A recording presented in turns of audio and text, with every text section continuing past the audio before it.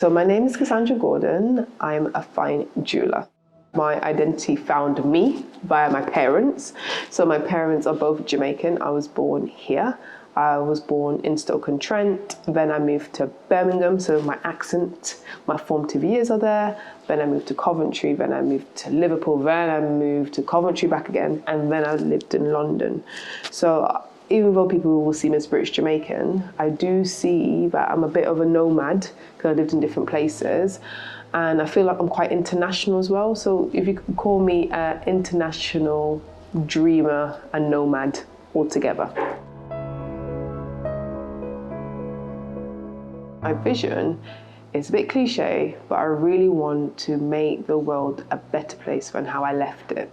So I want to use my time here because we don't know what's going to happen to us and when is our time to go. I just want to make sure that I've done something positive to contribute in my field or with my family or just humanity in general. So my life purpose is, for me, my own purpose is to make sure that every day is better than the last. So I'm trying to make sure that today is better than yesterday. That's all I can do, because if I just think about other people and other things, I know that I'm not going to do well. So I just stay in my own lane, do the best I can, and make sure that today is the best. So my inspiration for my jewellery and how I make it reality, it all comes from stories. My stories, the people who I meet, the people who I see, or even when I go to an art gallery and I see the story of the artist. So it's from narratives all the way to reality. What's very important with my stories, what I think over the last couple of years, migration stories, immigrant stories, and heritage. Those are the three things what come to me. Migration means a lot to me because my parents came from Jamaica over here and came over from the Windrush era. Heritage means a lot to me. Not to go too dark with the history of how Black people came into the UK, I really want to find a lot about my heritage. So I've done like blood tests to find out my ancestry from way back when. I've done like family trees. And being a jeweler, making people's like engagement rings and modern heirlooms, I always feel that our jewelry will outlive us. So what is the story of that? If I have this ring and it's passed down to my granddaughter, I want her to think, okay, what is the story being passed on? And that will go on and on forever. So this is called, I think, the heirloom ring. So there's two meanings. So I spelt it like not the normal heir, like heir of a throne, but hair, H-A-I-R. I feel hair is an international symbol or metaphor of unity. All people have hair or had some experience of hair, and it looks like a rope design, but it's intertwined in its own kind of plait and put together. And when you have a single strand and you try to pull it, it'll just snap. But if you have lots of hairs, if people stand together and unified, we're much stronger. So I feel like it's a balance between diversity, but recognizing that we have some similarities and all of us coming together. And that's really important because some people can be really, really harsh and really mean, and we don't have to be that way. And I always want to see the human first before I, delve into people's differences.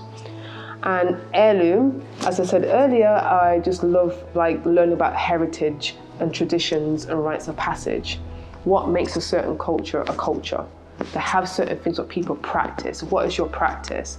And I feel like since the Windrush era or Windrush scandal happening in the UK, I'm always trying to think about where's my heritage, because going into the history for the UK Black people, our history can be a bit not as great, and some heritage has gone lost. So I'm trying to look at what can I pass down to my children. I think it's very important as the world gets more globalized, and I don't want to feel lost. I want to feel anchored.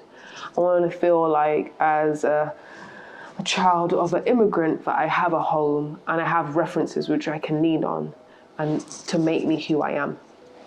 And jewelry helps sometimes.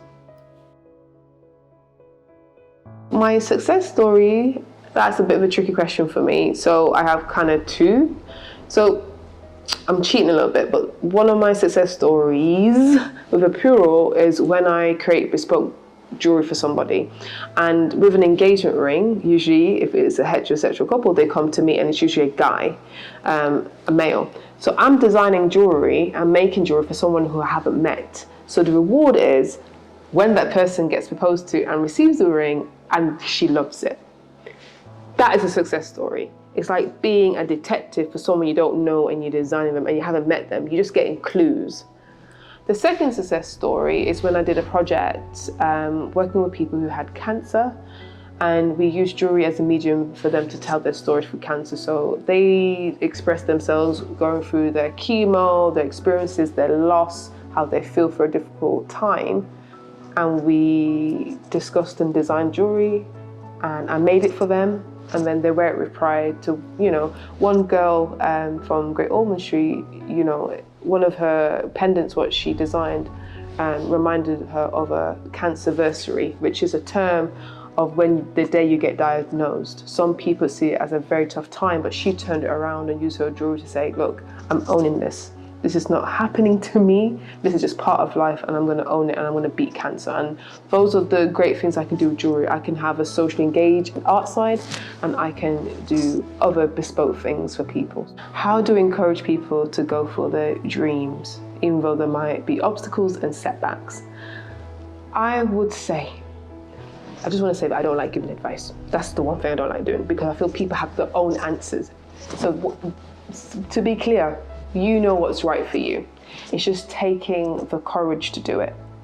I believe a lot of people have their own solutions. So if they got any obstacles or feeling, I don't know. Sometimes people I ask to 10 different people, and people will tell you different things. You only know what's right for you.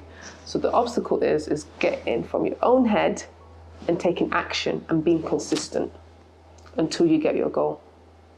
I know it's a bit of a cop-out answer, but I have to be honest. You have your own answers.